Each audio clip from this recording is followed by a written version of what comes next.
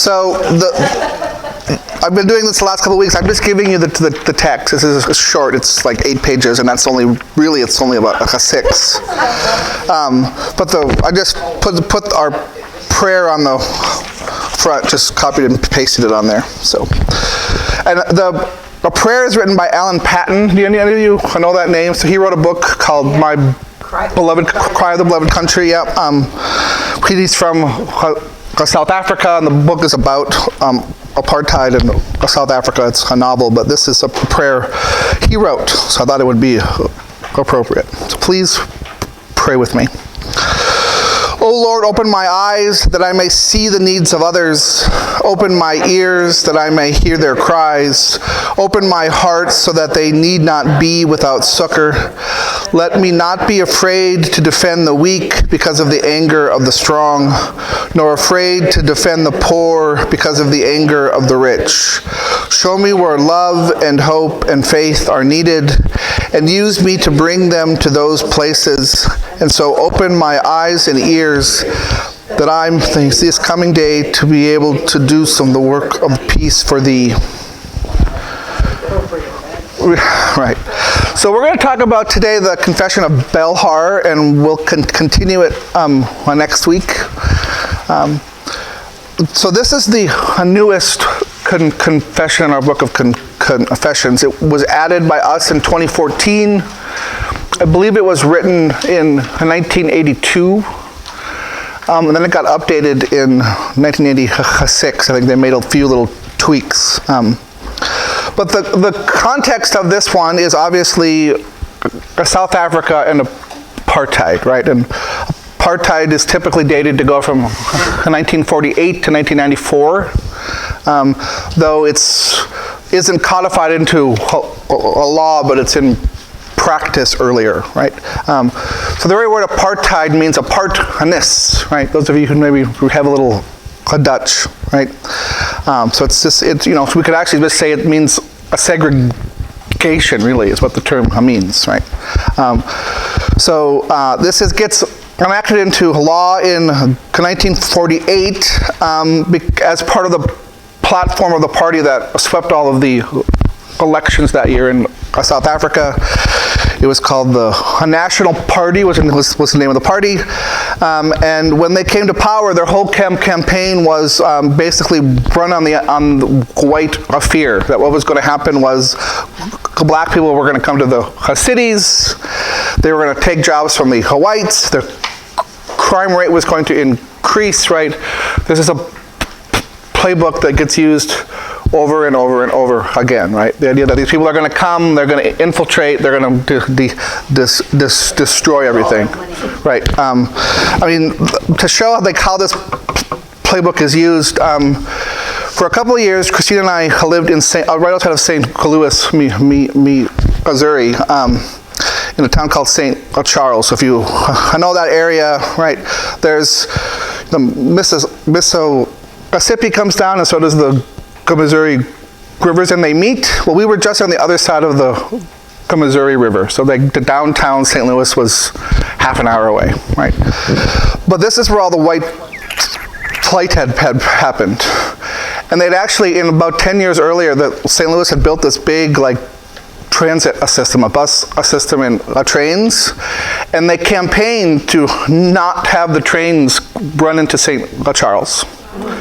Because there were there were billboards, you could still see some of them, of a black man getting on the train and mugging someone on the train. That was literally how the campaign was run, and this was in the early 2000s, right? So I mean, this is just, it's worth pointing out that this is a pretty standard playbook, right? So this is how they came into power, and what they did was sort of slowly introduce all of these laws. One of the first things they did is everybody had to carry documentation of their identity, and it had to say your race on it.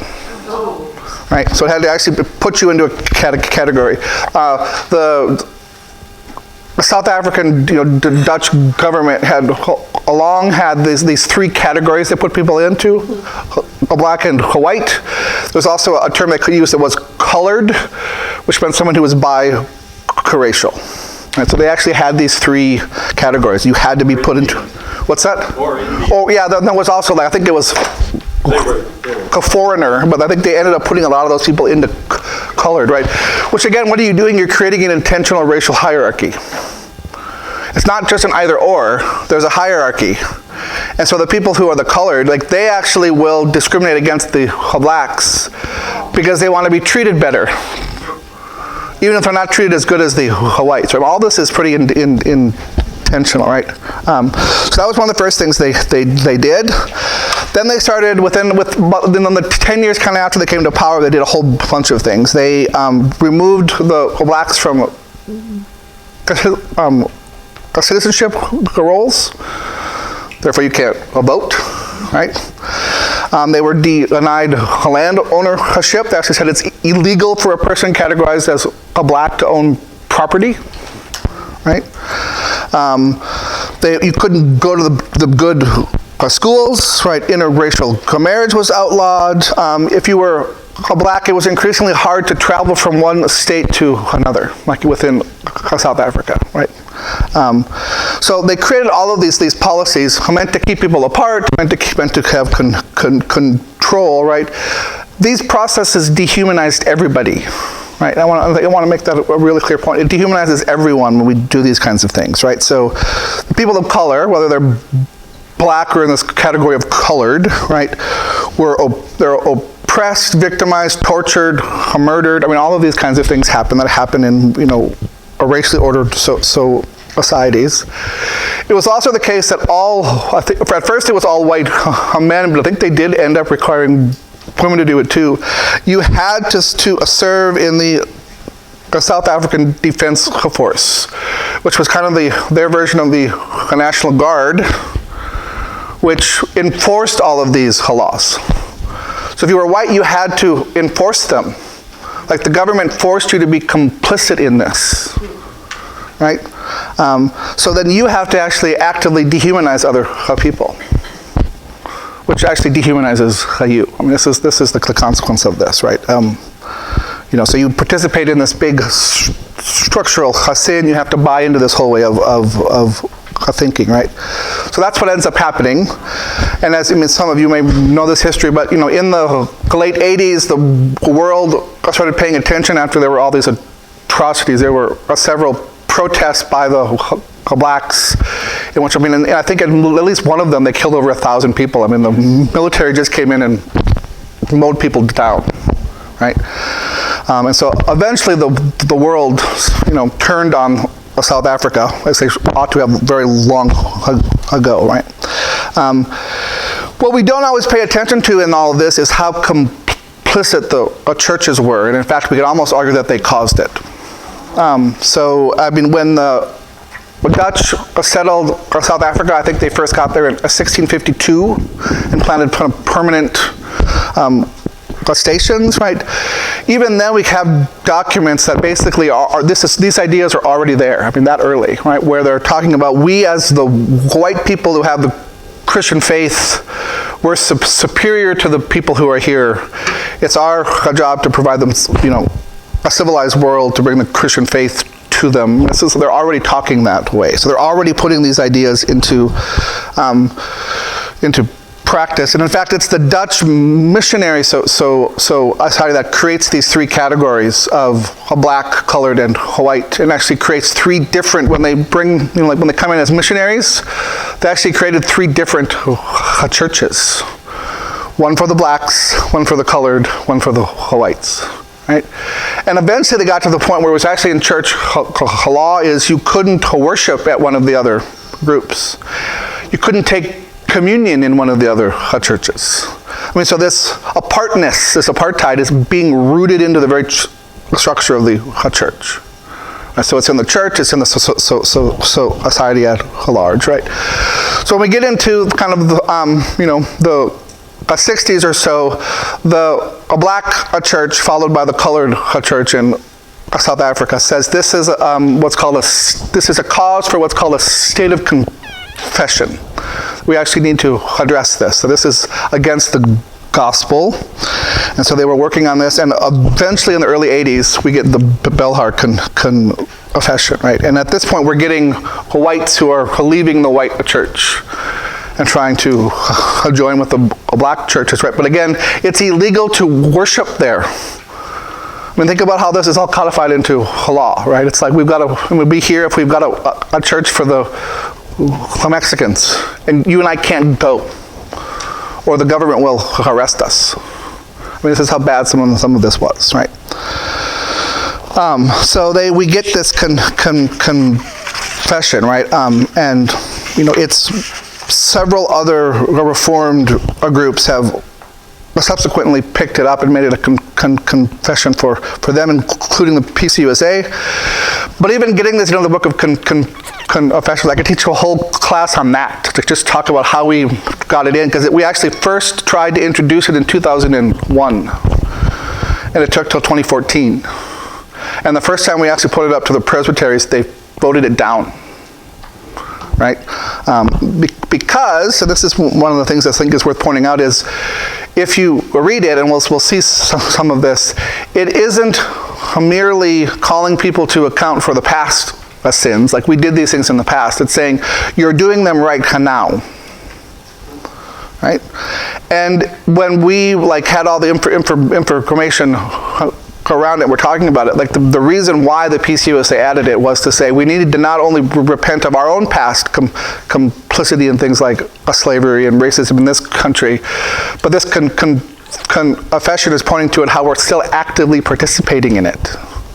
So of course people resisted that, right?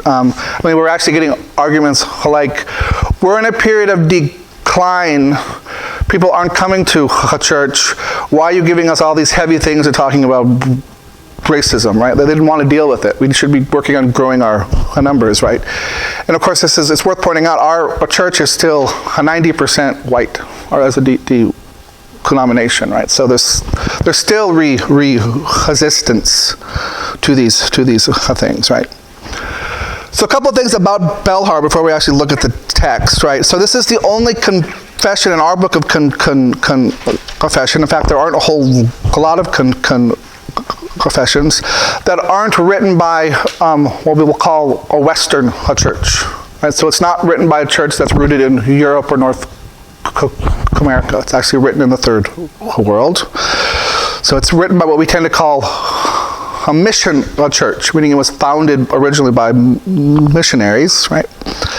On top of that, it's, I'm going to need to use a weird analogy here that I'm not quite happy with, but it's a confession in which a mission church, the founded church, is being very critical of the church that founded it. So my analogy is, it's like a kid who has to go tell their parent, you're in the wrong here. Like, you're the one, you've misunderstood. You are morally and theologically wrong. So it's like as if a child has come of age and had to tell their parent, you're wrong, you need to repent. That's a hard conversation between a parent and a child, right? It's going to be exploded here when it's terms of all of the politics and the hundreds of years, all the things that are involved here. That's basically what this is the founded church is going back to their founders and saying, you didn't have the gospel right. We thank you for bringing it. Now we're going to teach you what it actually entails, right? And I think that's important to highlight, because if you read this, and if you read some of the documents around it, they're very clear that they aren't ever going after individuals or individual institutions, right? They're critical, yes, but that's not their target. The target is bad ideas. So the way that it's structured is to say, right, we affirm this, we reject this, right? And they actually say we reject the false doctrine that, right? We've seen that already. We saw that when we looked at Barman. It has that same structure of we affirm this, we say no to this. That's because this confession is really deeply influenced by Barman, which was the confession we looked at, written during World War II, right? And again, this is how a good confession operates. It doesn't point at an individual or even a particular institution and say you're bad. It says the ideas you have and the way you're putting them into action are bad. Right? So this is kind of the things that I think are worth highlighting. So are they saying bad or incorrect? I'm using the word bad on purpose because it's more than just incorrect. It's incorrect, yes, but it then has negative moral consequences, right? I mean, that's, again, if you think about a racist idea, right? If I think that a person, a black person is inferior to me just based on who they are, right? One, that idea is wrong. It's incorrect, right? But it also has really severe moral consequences for when I interact with people. So I'm using that word, and I'm saying bad on purpose. It's not just that you got the question wrong on the test. It's right.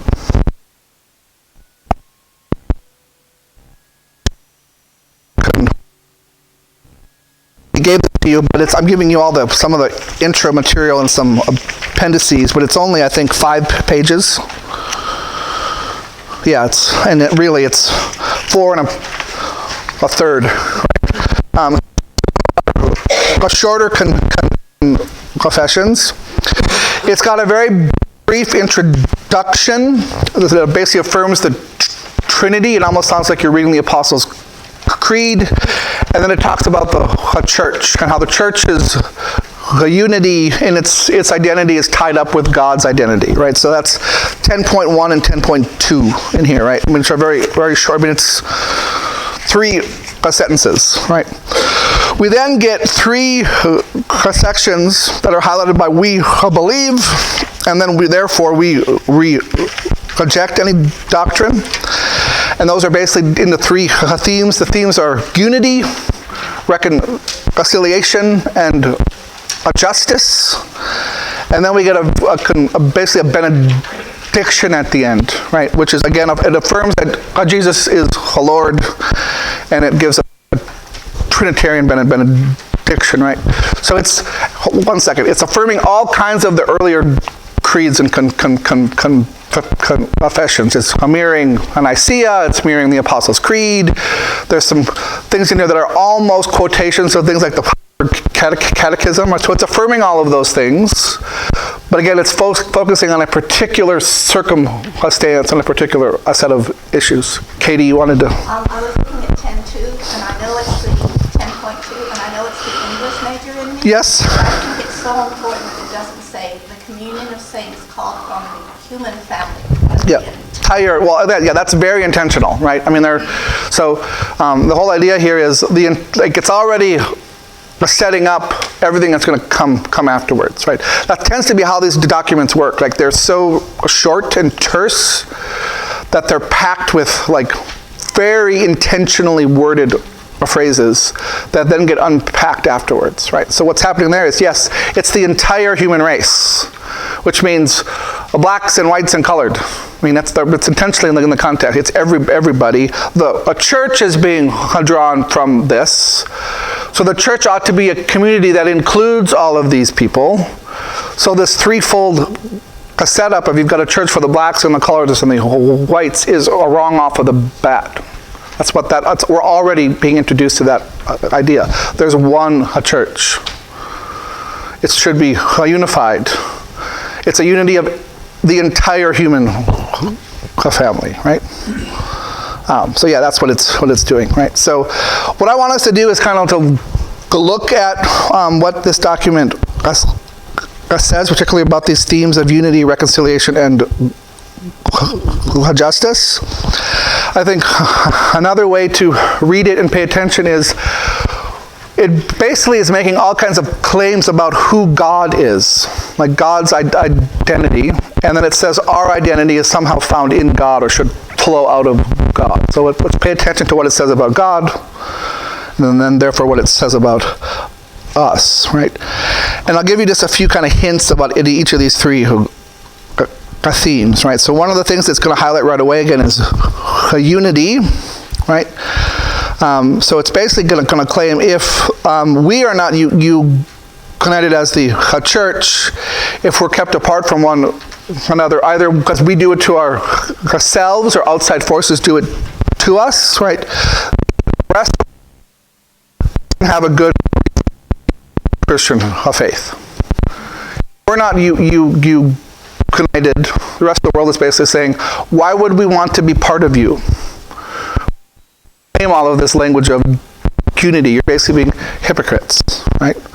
And I think this is a good point. Like, disunity in the church is the most powerful argument I think that exists against the Christian faith. The fact that we cannot get along, right? And we're so awful to one another more than we are outside, right? Right. This is, I think, that's one of the primary reasons why Christianity is in decline. It's because we are so disunited, right? Yes. And I think the other thing that's important in here is it obviously is going to highlight that unity can't be compelled. You cannot force it, right? Unity is a product of free people being united by the Holy Spirit. You can't force people into it. You can't set up structures that make people be united. It actually has to be some kind of an organic grassroots coming up from the community movement. It's never a top-down movement, right? Two, this is the theme of reconciliation, right? The church is a message of reconciliation between God and human beings. That's what we always focus on, right? We're sinners. Our relationship with God is broken. It needs to be reconciled, right? So we focus on this, vertical relationship between God and us. We miss the fact that, Jesus says it over and over and over again. The Old Testament says it over and over and over again, right? It's between God and us, yes, but it's also between us and our neighbors, right? Love of God and love of a neighbor always go hand in hand. You can't have one without the other, right? So if we're going to have this reconciliation with God, we also have to have reconciliation with our neighbors, right? And this whole apartness, any kind of racial segregation undermines that, right? So racial segregation undermines the gospel. It's one of its claims, right? We can't have hatred and division amongst us and then say that God has somehow healed us of it, right? And then three, this is where we really should pay attention to what it says about God, right? It claims that God is fundamentally concerned with justice and peace, and thus if we're his people, we have to, right? And it goes so far to say as God is especially concerned with in justice experienced by the poor and oppressed, right? That, in a certain sense, God has a special option for them. He's God for them first, right? The wealthy and the powerful, right, need to be helping them, or they're actually on the outs with God, right? So let's look at some things that it has to say. So Katie's kind of already highlighted one thing I wanted to highlight, which is it begins with this unity, right, from the whole human family. And then it's going to go into these three themes of how we believe. And notice it's got a biblical text. It's going to go with every point, right? It's grounding it in that, right? So just from the start, Christ's work of reconciliation is made manifest in the church as the community of believers who have been reconciled with God and with one another. So again, how does the world hear about the gospel?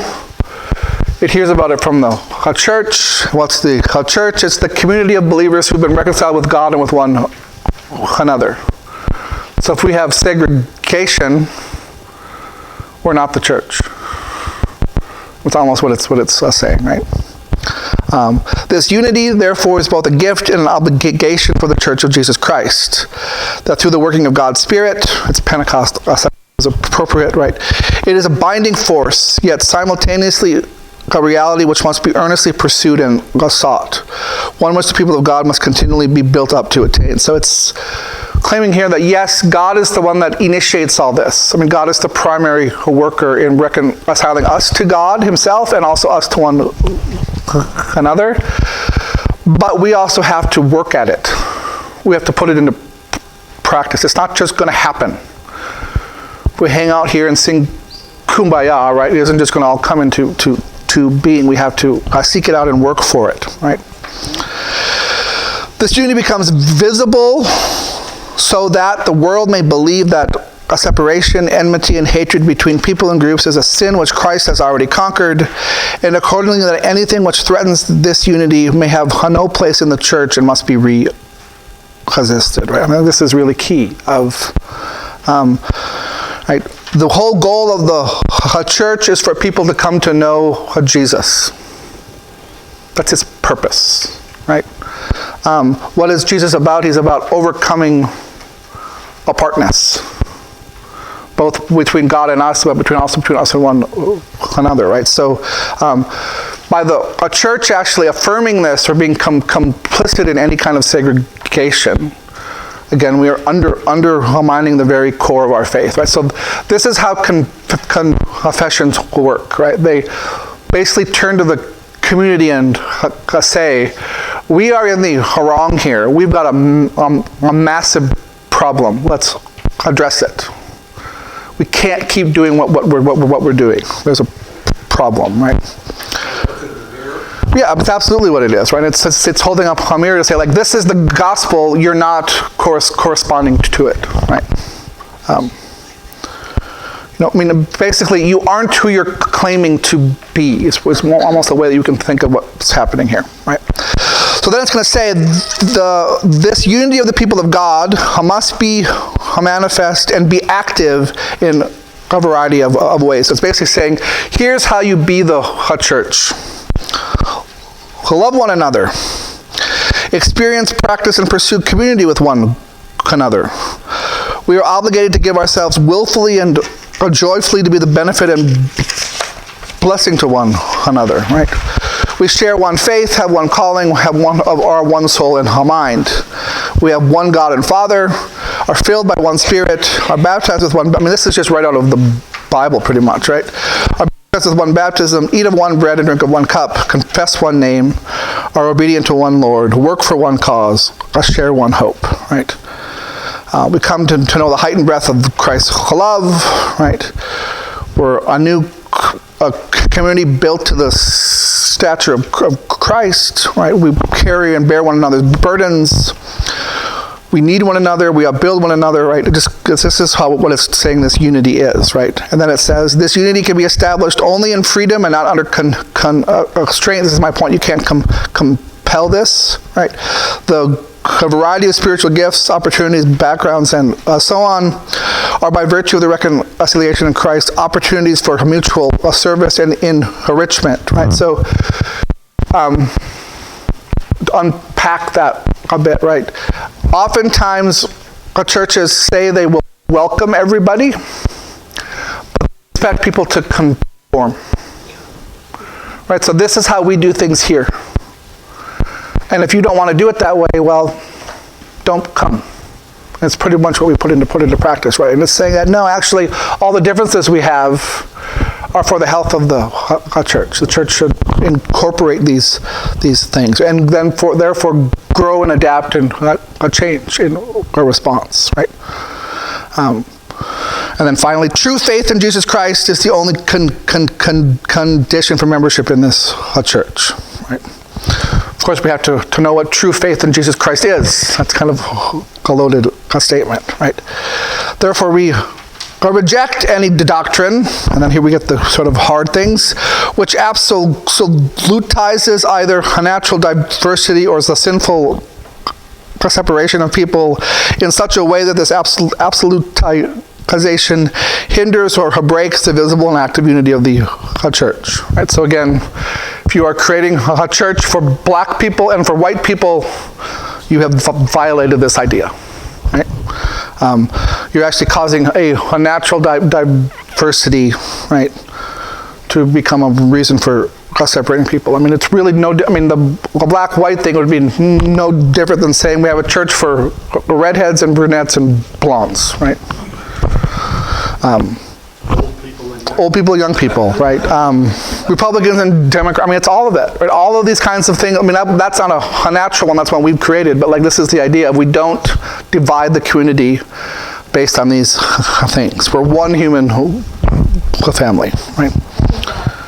Not only do you have to say that, but you have to live it. Yeah, absolutely. Which is why if you pay attention to the language here, it talks about like putting these ideas into action, right? It's constantly this idea of, it's getting us to pay attention to the fact of the ideas that we have get put into practice in all kinds of ways that we might not even realize they're being put into practice. But if you have racial ideas, they work their way into all kinds of things, right? Celebrate the difference. Absolutely. Yeah, I mean, this is exactly what it's, I mean, it's because why should we celebrate it? It's because God created it, right? It's God's good creation, is this diverse, right?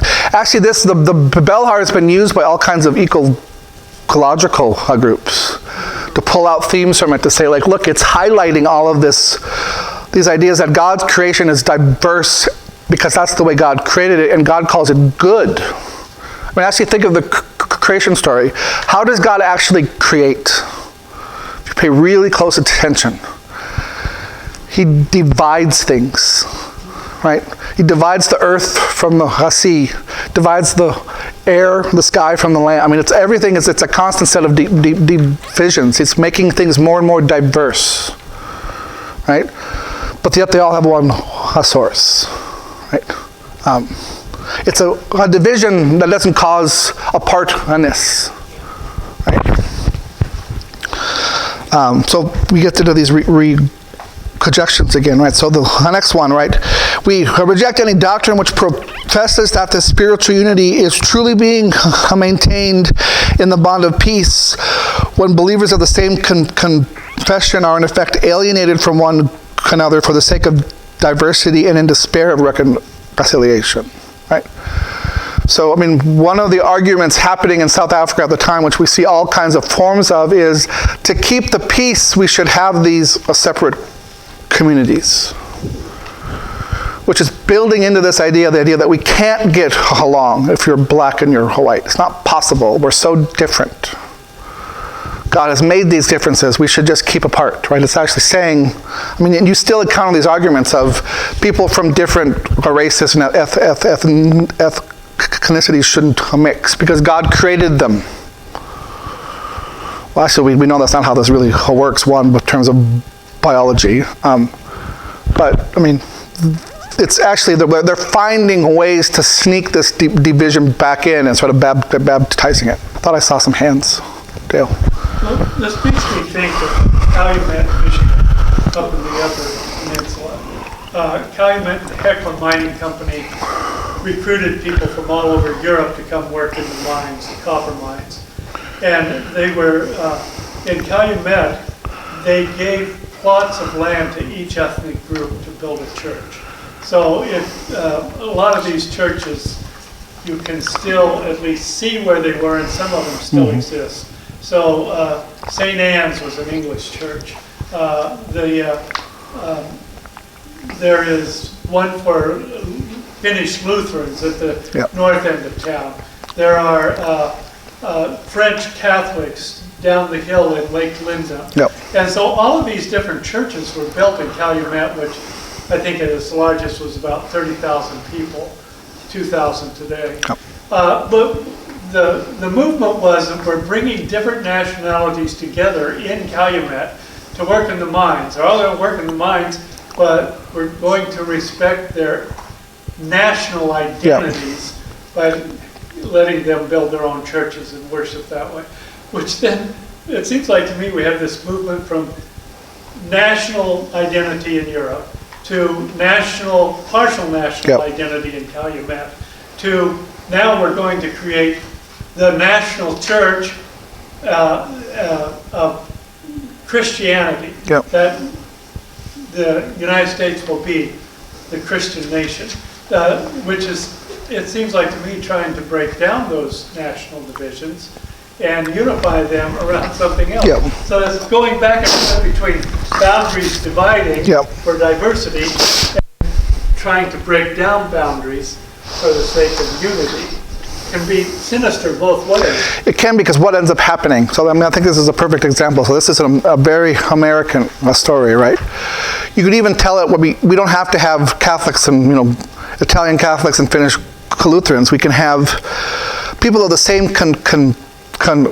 So if you notice, that's actually the language that's used earlier. It says, people of the same confession. It's acknowledging, hey, we're not going to unite the Reformed and the Catholics here. But we've got a problem here. We've got 3 different Reformed churches, all created by the same body, but they exist in racial categories. So supposedly each one of these churches has the same book of confessions. But they can't meet with one another because we're maintaining these differences, right?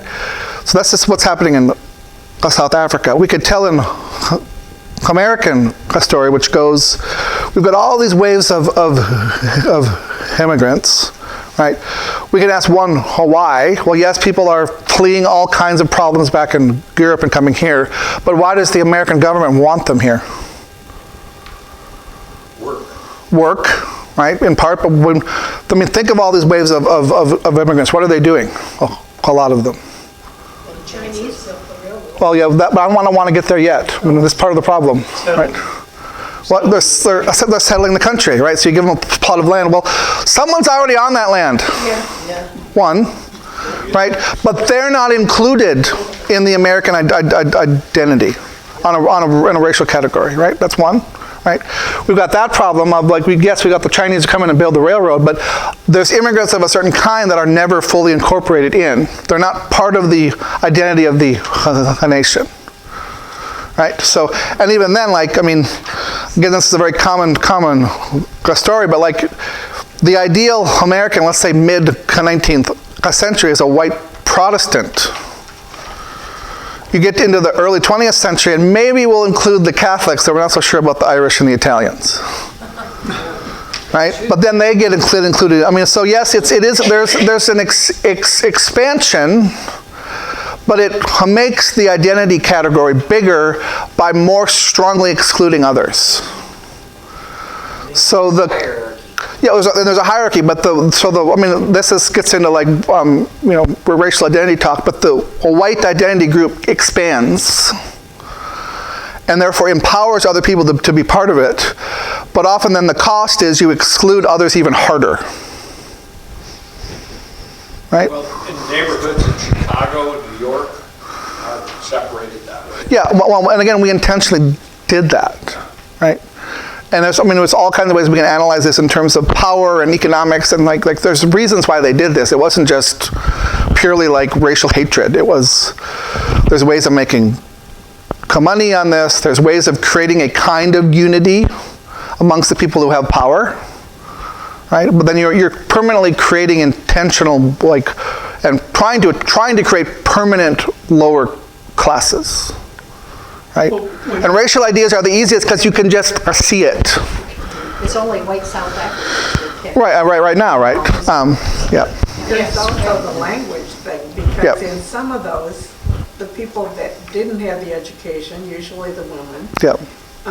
spoke their native language. Absolutely. So that's again the scenario that Dale's pointing out of. This makes a certain kind of sense, especially when you have first generation immigrants, right? What if we all had to go immigrate to some other country, right? And where they don't speak English. Let's say we had to go to China, right? It's going to take me 5 to 6 years or more to really be able to sit in a church service and hear a Chinese sermon. If I ever get there, right? If I all of a sudden got forced to go there, right?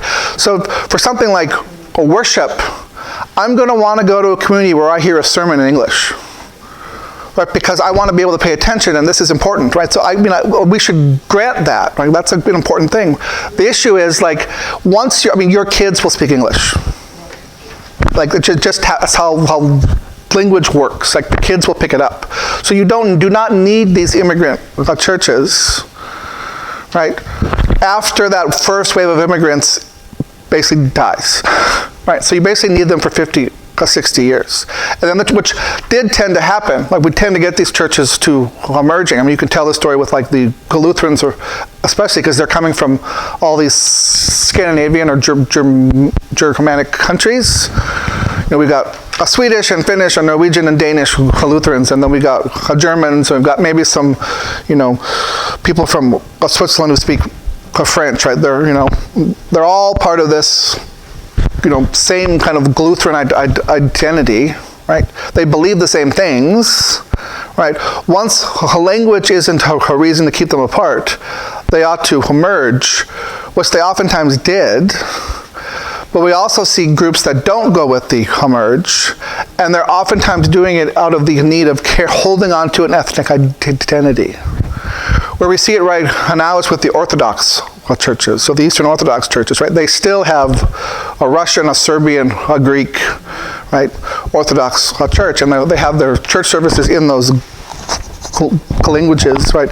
And they don't want to unite, because in many ways these churches, the purpose for these churches isn't actually the Christian faith.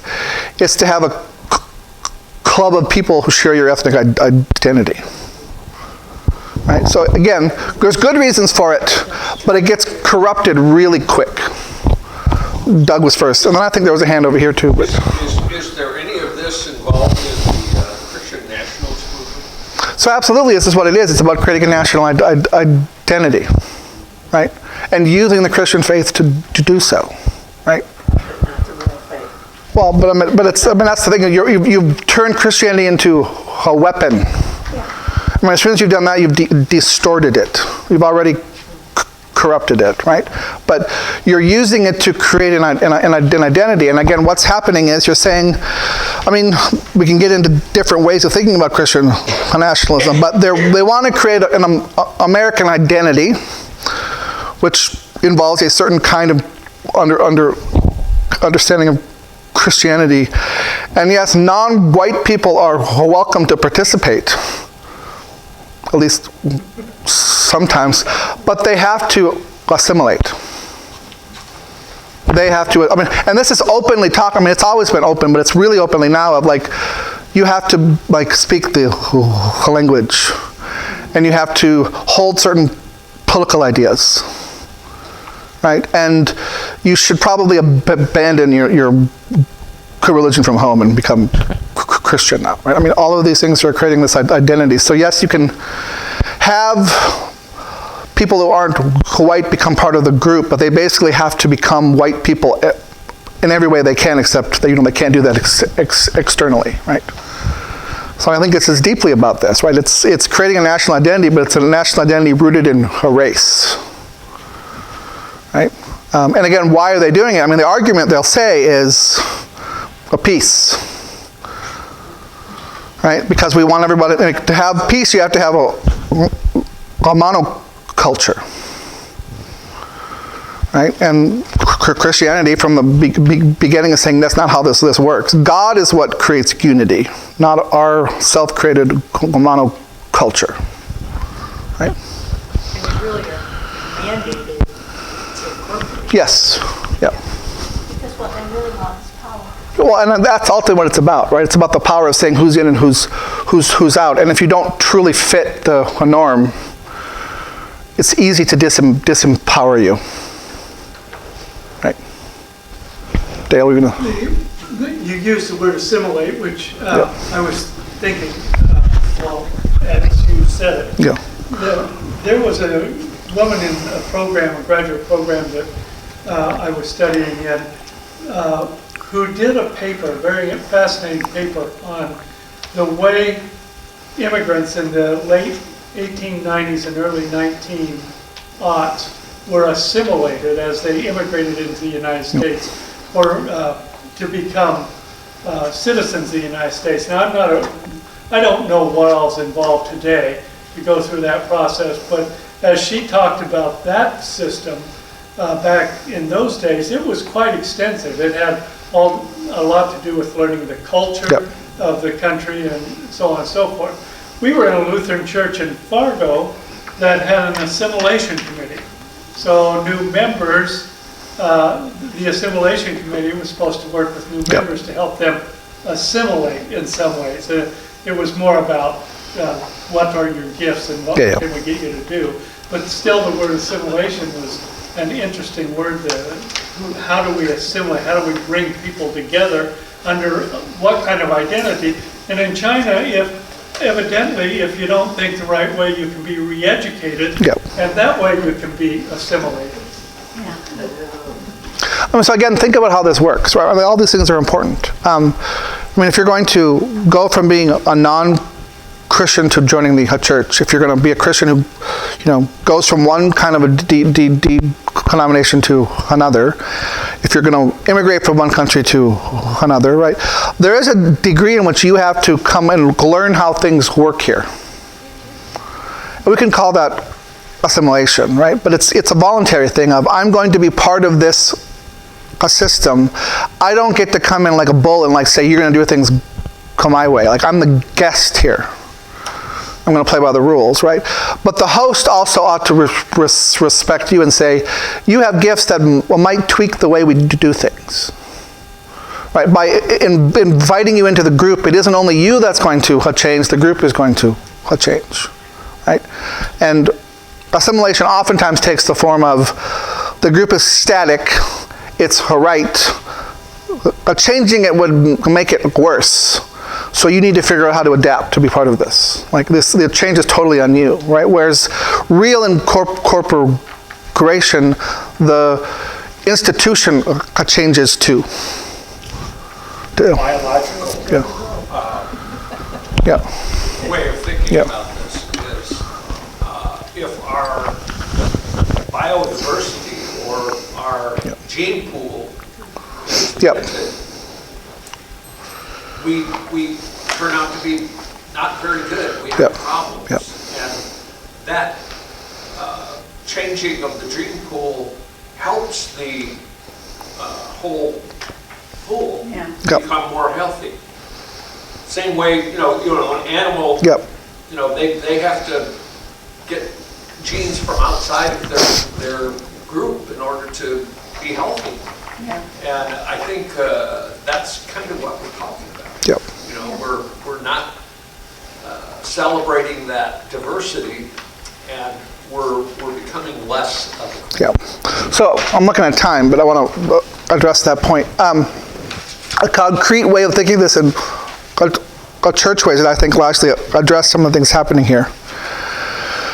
So what happens when a missionary, let's just use this statement. What happens when we have a Dutch missionary in the late 1600s goes to South Africa and says, we're going to start a church here? Well, they're going to bring their idea of a church. That's normal. So they're going to come, they're going to build a building with a steeple, and they're going to put an organ in it, and you're going to have a pulpit, and you're going to have a choir that wears robes. Right? All of these kinds of things are going to happen. And this makes sense, right? The first people doing this are people coming from one culture into another one. They're going to bring what they have with them, right? And at first, the community will only have people in it who are these Dutch missionaries. Then they start talking to the indigenous people and invite them to come, right? And those indigenous people, they start to come and they're attracted by the ideas, and some of them become Christians and they join the church, right? That begins a conversation in which this now a mixed group figures out what the gospel really is. Because a missionary group, right, will struggle to say what's part of our culture that the gospel doesn't actually have to have, and what's the actual gospel, what's necessary to the gospel, right? So let's just use the example I just used, right? You don't need an organ to be the church. I like the organ. I will be I just will highlight something like I go to the second service largely because it's easier to wake my kids up to get to the second service. I would actually prefer the first in terms of worship style, right? I love the organ, right? But you don't need an organ to have a Christian worship service, right? And so if your congregation is going to be increasingly comprised of indigenous South Africans who they want to worship God with their own cultural instruments, why not get out drums, right? So again, but why do we have that? This is concrete, real thing. Why have we condemned drums? there were churches who said you can't play the drums in worship because they were used by indigenous people to worship their false idols. So we got them out, right? But the whole point of that really was to say you're going to do church the way we do it. The right way. Rather than saying you can redeem these things, right? So that's easy, but like, what about other things of, so let's look at, this is a complicated situation, right? What about a marriage? Is it between one man and one woman? And then you bring in this culture of where polygamy is a normal thing. Can you incorporate that in and say, well, this new church now can actually have polygamous relationships, or do we think the gospel actually says no to that? That's a much more complicated question, right? And then how would you solve it? So one of the things that actually happened concretely on this is missionaries came in and said, if you're going to be part of the church, you have to end this. So if you got a guy who's got 3 wives, he has to divorce wives 2 and 3. Well, what happens to them in this culture? What happens to the children in the culture, right? You can have an argument that says, yes, we ought to slowly move towards a monogamous marriage, one woman, one man, right? But you have to actually solve this intermediate problem. You just can't force it all of a sudden. It disrupts too many things, right? Well, and that's the thing, is like the Old Testament's got some things in here about this, right? But that's in my point. I'm like, this is actually what ends up happening. That's what's the conversation that ought to happen, is the culture that's being brought the gospel. At first is the good junior partner, but eventually they get to a point where they're equal to the missionary church, the church that's brought the gospel, and they push back on one another, and then you become fully incorporated. They both have a full voice, right? That takes a little bit of time, right? But it will always be the case. This is the problem of being a human being who's a sinner. The group that has brought the gospel, which has the power, doesn't want to let go of it. It doesn't want to fully incorporate that other group. Kent? Well, that was the problem we had when we were adding a second service. Yep. Some people left because of that, and some took a while. Yep. And now they draw more than the Right. service. Yep. Right, I mean, so because that's exactly the case. I mean, my understanding, and this is a common story, right? But it's my understanding what happened here was, for a period of time, the second service, the contemporary service, had to be in the youth room here. It wasn't even allowed in the sanctuary, right? Because the idea is somehow this is inferior worship, right? Or it's not, somehow it's inappropriate in our true worship space, right? Actually, it was more that moving the organ in the was more of it. But a lot of what happened with the disintegrating, it was the time changes also. Yep. Because they had, They used to be first. And the contemporary was, we had a service in the chapel at 8:15 or something like that. They were 10 o'clock, and traditional with the choir was 11:15. Yeah, right. And so then when they said, now you've got to be here at 9 o'clock if you want that, Yep. we lost a lot of people. Well, and quick aside, personally, I think if we swap the services, the second one would still be better attended. I don't think it's the worship style. I think it's the time. Really seriously do. It is. Right?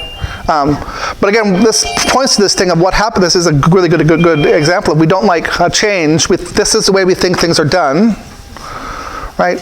When new things happen, right, we have to introduce change. So part of the reason why I'm assuming our church added a more contemporary service is they determined that people want this. We will bring other people in from the community to attend. That's a good reason to have a change, right? The gospel's for everyone. We want to welcome people. Right? So rather than having this idea of this is the proper way to do it, let's actually create things where more people feel welcome, right? But again, that gets us into this problem of, well, the people who are already here don't want to change. And we should respect that too. This is a complicated thing, right?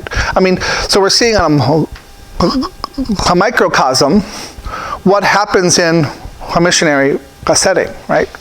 Or the differences are even more extreme and more abroad, right? But you have to try to incorporate all of this. Well, what happened in South Africa is the commissionizing a church was able to hold on to power in a way that it actually also had government power, and was able to solve these issues of conflict by saying we're just going to create separate categories, we're going to keep people apart, we're going to do this on all the levels. And the church had to say, this is wrong. This is antithetical to the gospel. And gives us all these reasons why, right? So we're over time. Next week we'll talk about reconciliation and justice. So you can either leave those here and I'll give them back to you, or you can take them home and bring them back. It's up to you.